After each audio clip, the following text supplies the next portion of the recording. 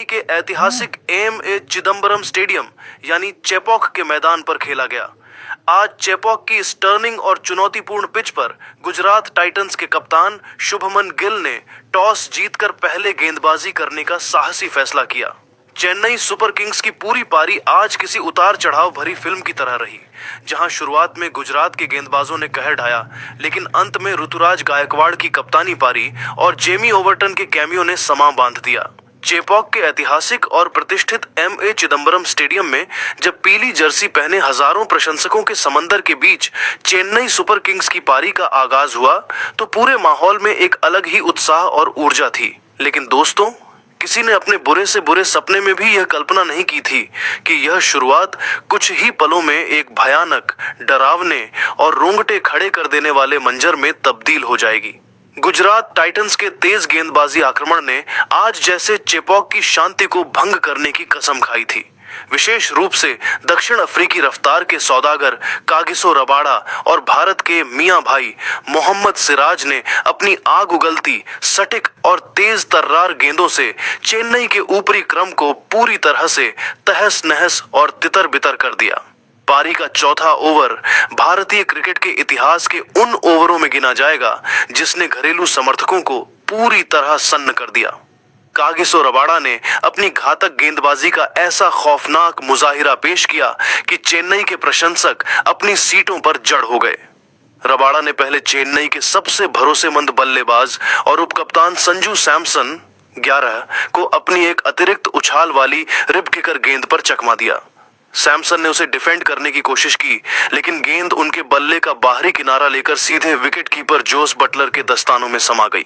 अभी चेपॉक इस झटके को महसूस ही कर रहा था कि रबाड़ा ने अगली ही गेंद पर उर्विल पटेल 4 को अपनी 149.2 किलोमीटर प्रति घंटा की तीखी रफ्तार से पूरी तरह छका दिया।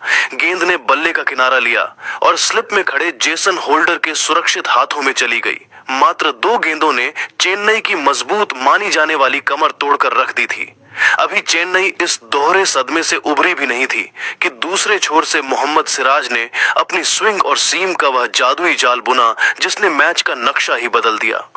इंपैक्ट प्लेयर के रूप में मैदान पर आए सरफराज खान से प्रशंसकों को बहुत उम्मीदें थीं, लेकिन सिराज ने उनकी पहली ही गेंद पर वह इन स्विंगर डाली जिसने सरफराज को हक्का बक्का कर दिया। सरफराज ने गेंद को पुल करने का प्रयास किया, लेकिन वह पूरी तरह बीट हुए और गेंद उनके बल्ले का ऊपरी किनारा लेकर हवा में टंग गई। जॉस बटलर ने एक और आसान कैच लपका और सरफराज 0 गोल्डन डक के स्कोर पर पवेलियन लौट गए। मात्र 4.4 ओवरों के भीतर चेन्नई सुपर किंग्स के 3 मुख्य और सबसे मजबूत स्तंभ ताश के पत्तों की तरह ढह चुके थे। स्कोरबोर्ड अब किसी डरावनी फिल्म की पटकथा जैसा नजर आ रहा था। चेपॉक का वह मैदान, जहां अमूमन प्रशंसकों के शोर का ऐसा सैलाब उमड़ता है कि कानों के पर्दे फट जाएं, आज वहां किसी श्मशान या कब्रिस्तान जैसा खौफनाक सन्नाटा पसर गया था। मुश्किलों का यह काला दौर यहीं खत्म नहीं हुआ। बेबी एबी के नाम से मशहूर और दक्षिण अफ्रीका की युवा सनसनी डेवॉल्ट ब्रेविस 2 पर टीम को संकट से निकालने की जिम्मेदारी थी, लेकिन वे भी आज पूरी तरह विफल रहे। गुजरात के युवा स्पिनर मानव सुथार ने अपनी फिरकी का ऐसा जाल बुना कि ब्रेविस उनकी फ्लाइटेड गेंद को पढ़ने में पूरी तरह नाकाम रहे और अपना विकेट गंवा बैठे।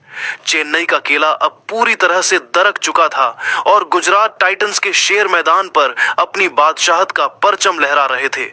एम.ए. चिदंबरम स्टेडियम की उस उमस भरी दोपहर में जब चेन्नई के केहले पर हार के काले बादल पूरी तरह से मंडरा रहे थे और 33,000 से भी ज्यादा प्रशंसकों की सांसें थमी हुई थीं, ठीक उसी समय मैदान पर असली संघर्ष, अदम्य वीरता और मैच की एक जादुई वापसी की पटकथा लिखी जाने लगी।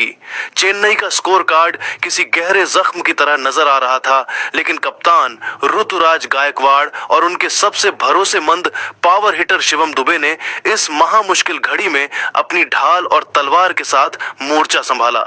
ऋतुराज गायकवाड़, जो आमतौर पर अपनी आक्रामक शैली के लिए जाने जाते हैं, उन्होंने आज टीम की जरूरत को समझते हुए अपने स्वभाव के बिल्कुल विपरीत गजब के संयम, धैर्य और गजब की परिपक्वता का परिचय दिया। उन्होंने हर उस शॉट को त्याग दिया जिसमें जोखिम का अंश मात्र भी था और एक मंझे हुए शिल्पकार की तरह धीरे धीरे पारी को स्थिरता प्रदान की। उन्होंने मैदान के तपते तापमान में एक एक रन के लिए कड़ा संघर्ष किया, मानो वे पिच पर अपनी जड़ों को और गहरा जमा रहे हों। एम.ए. चिदंबरम स्टेडियम की उस तपती और उमस भरी दोपहर में जब चेन्नई सुपर किंग्स का मध्यक्रम ताश के पत्तों की तरह ढह चुका था, तब मैदान पर एक ऐसी वीरता की गाथा लिखी गई जिसे चेपॉक के इतिहास में सुनहरे अक्षरों में दर्ज किया जाएगा। दूसरी ओर चेन्नई के सिक्सर किंग और स्पिन गेंदबाजों के लिए साक्षात काल माने जाने वाले शिवम दुबे ने अपनी अपार और अकल्पनीय शारीरिक शक्ति का प्रदर्शन करना शुरू किया। दुबे आज किसी अलग ही मिट्टी के बने नजर आ रहे थे। उन्होंने अपनी लंबी लंबी बाहों और विशाल कद का भरपूर इस्तेमाल करते हुए दुनिया के सर्वश्रेष्ठ लेग स्पिनर राशिद खान और वेस्टइंडीज के धुरंधर जेसन होल्डर को अपना मुख्य निशाना बनाया। दुबे के मन में आज